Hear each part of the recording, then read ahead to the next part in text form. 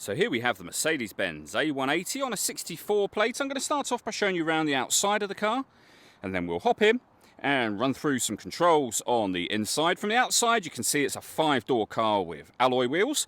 Let's start off inside the boot first of all. As we approach the back of the car you can see we have plenty of boot space along with that 60-40 split folding rear seat should you wish to increase this space even further. Okay, so we're just going to work our way back around to the front of the car and then we'll hop in and run through some controls on the inside. But now that we've done a full circle of it, you can see it's in excellent condition the whole way round.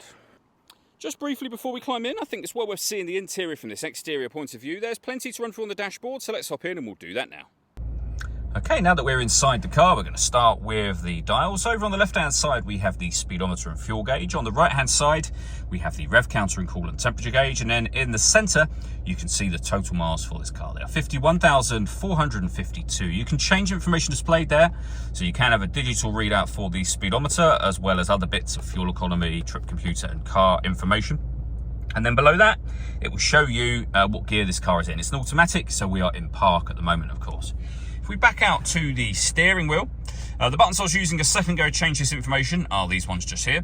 We have stereo and phone controls over on the right hand side, and behind the steering wheel the minus and plus paddles so that you can change up and down a gear manually with this automatic gearbox. And speaking of the gears, they are selected on this stalk just here, as you can see.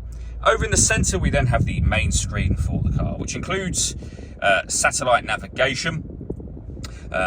You can go back to various different menus, either using the buttons that are down here, so for example radio, or this dial here, which is far easier to use whilst driving along. But we are now on the audio menu, so you can access various different preset saved stations.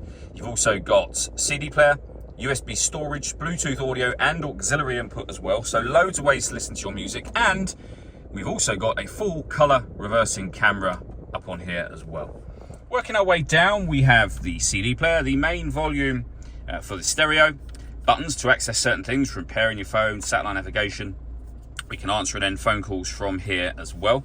And then below that, we have our air conditioning for the car. So you can determine the temperature, fan speed and direction of the air.